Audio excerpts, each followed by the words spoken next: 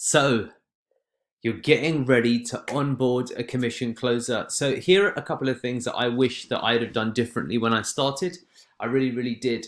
I think it's important to have a process for setting up their emails, for them having a bio on your website, for them having a, of course, calendar with an SMS notification before a call and a 30-day after notification. I think it's really important that they get integrated or baked into some of your email sequences, so some of the leads come into their inbox. I think that you should clear the clutter for them so they can focus on the most effective things.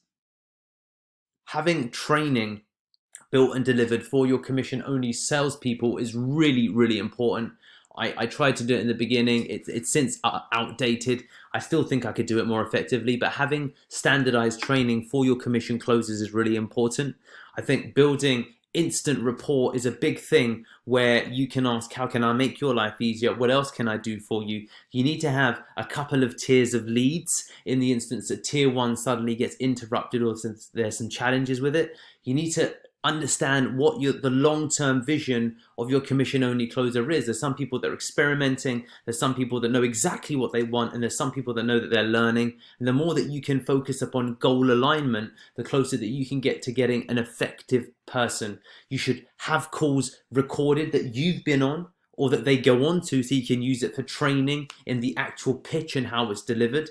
You should actually video some of your training and onboarding as to the sales calls so they know exactly what they're getting themselves into.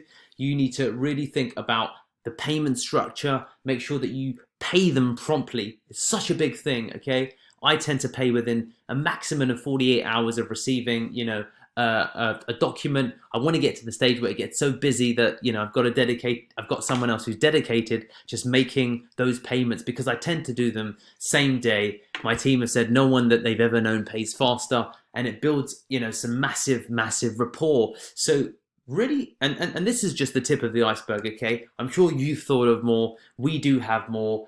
But really try and make the experience as positive as possible as you're getting ready to onboard your commission closer. Have your service level agreements for your clients, have the e-sign tools ready, have your NDAs, have your proposals, have what to do in the instance that it's a bit of a weird offering or someone wants something that's slightly outside of the box, and build product categories so you've got a low ticket, so we have, for example, a £700 package for someone who doesn't quite fit into any of our boxes or it's a bit complicated, and to avoid me being part of the call and to get them the actual service they deserve, we'll say, look, this is a complex campaign. Why don't you work with us for a week? We'll do, a £700 week, and we'll focus upon ultimately consulting and building out a strategy and a plan so we can determine how you can spend the next 6 months. And this works when the ask is complex, because that will save you, as an example, from signing something off and then realizing you can't deliver. That would be the worst thing possible. So really think about all of these things and have them in place.